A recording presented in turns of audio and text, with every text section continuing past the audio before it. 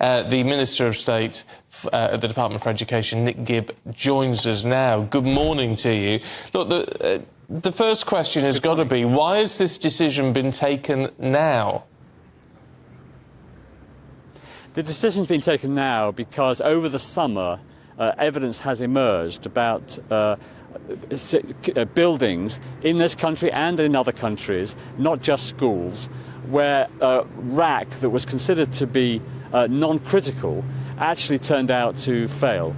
So we took a very swift decision over the summer. We liaised with experts and we took a cautious approach to make sure, because safety of children and staff in our schools is of the utmost importance. So we took the decision that the previous policy, which was to take buildings out of use if the RAAC was considered to be in a critical state, we changed that policy yesterday so that any RAAC identified in schools, now those buildings will be taken out of use. And we are supporting the 156 schools where this is the situation to find alternative accommodation for students. In most cases in those schools, it will be a small part of the school that's affected by RAAC, so this should be possible to move children around the school. If not, then we will find alternative accommodation. We have been very proactive in identifying where RAAC is in the school estate. It's in 156 schools out of 22,500 schools in the country. We have been surveying since 2022 through questionnaires to schools up and down the country, and where they have said, and the vast majority of those surveys, by the way, have said there's no RAAC in the schools.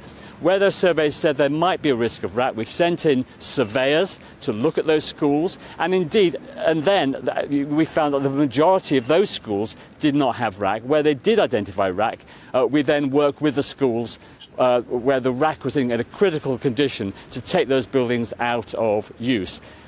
Because of the emerging evidence over the summer, we've now taken the view, a cautious view, that even where RAAC is not identified as being in a critical condition, we will still take those buildings out of use. I know parents and children will be frustrated by this, but our paramount concern is the safety of children and staff in those schools. I think a lot of people will be very surprised to hear you say that this evidence for this sudden decision has been happening over the summer, because all of the reports, if you read any of the reports in the newspapers, structural engineers have said they have been warning governments, not just the Conservative government, but previous governments, about the dangers of RAAC, since the 1980s. How can there be emerging evidence just over this summer? Because what happened in the mid-1990s and across successive governments, there was concern about RAAC, and that's why they stopped using it. So successive governments have had this issue. But what we have done since we came into office is taken a very proactive view, monitoring the evidence, seeking out more evidence, and evidence has emerged. The knowledge about RAAC has changed over that period. So we, in 2018, we issued a warning notice to schools together with the local government association about how to identify and manage RAAC. But over that period, we've done more. We've issued questionnaires to all the schools in our system to ask them to see whether they have RAAC in the school. And then we've sent in surveyors where we know there's RAAC to look at the condition of that RAAC to see whether it's in a critical condition. At all stages, we have taken advice from the experts, from the institution of structural engineers and others about how to manage the RAAC. What happened over the summer was that the previous position, which was that if the RAAC was not in a critical condition, it is safe to allow that building to continue to be used. But over the summer, it became clear in a number of isolated incidents in England and outside England, in schools and non-schools, and indeed as late as last week, that there are instances where RAAC failed even when it was regarded as non-critical. And we took the decision, a very difficult decision given the consequences, that we could not take the risk of having any RAAC failing in schools that we had previously thought, on the basis of previous advice, that it was safe to allow that building to continue in use. So we took the difficult decision that in those 156 schools where we have identified RAAC, that we would no longer allow the buildings to be used where any RAAC has been identified. And we are supporting those schools now in finding alternative accommodation and trying to mitigate the consequences of RAAC in those schools. It's the most responsible decision to take because we are concerned above all else about the safety of children in those schools and the safety of staff. But as you keep saying that this problem was identified during the summer, I mean, do you wish now, as you talked to us this morning, that the decision to work on all RAAC had been taken several weeks ago? Could it have been taken several weeks ago? Look, it could not have been taken several weeks ago. We took the decision as soon as the evidence emerged. We were proactively seeking that evidence. Unlike any other governments around the world, we take this issue very seriously. And as that evidence emerged, we discussed it with experts. We worked out what the consequences would be for schools. This happened in the summer. It could have happened in the coming November. It could have happened during term time. It just so happened that it happened over this summer. We were very proactive throughout that period to making sure that we were taking the right decision. It was not an easy decision to take because of the consequences, but I think it is the right decision to put safety first, to look at that evidence, and because this government has taken proactive action in terms of identifying in the school estate of 22,000 schools precisely where the RAAC is, it meant that we could take that decision, and we knew where the schools were where RAAC had been identified because of the survey work that we've been doing since 2022. You may say that you've been very proactive just now over this RAAC, but people have been moaning and warning governments about the state of our crumbling schools for years. You must agree with that. I've done so many interviews with people who are worried about schools falling to bits, whether it's RAAC or not. Shouldn't something have been done about the state of our school buildings years ago?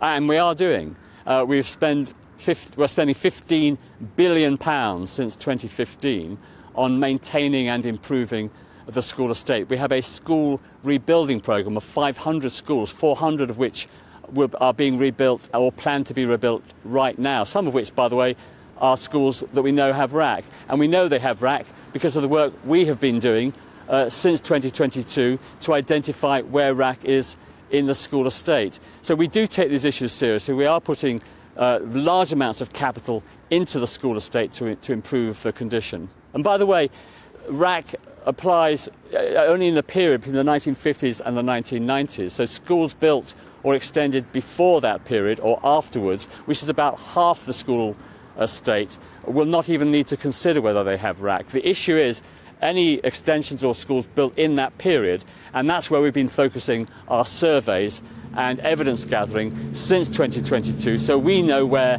RAAC is in the school estate, and it's in 156 schools. There may be more after that as these questionnaires continue to be surveyed, and we continue to do more surveying work. But we now know where RAAC is in the 156 schools, and that's the action we're taking now. So does that mean that the Education Secretary, Gillian Keegan, is wrong because she said if you don't hear about your school, don't worry? Well, that's not right then, is it? If you're saying you're still waiting for some surveys to come back, actually perhaps parents should be worrying. No, they shouldn't worry.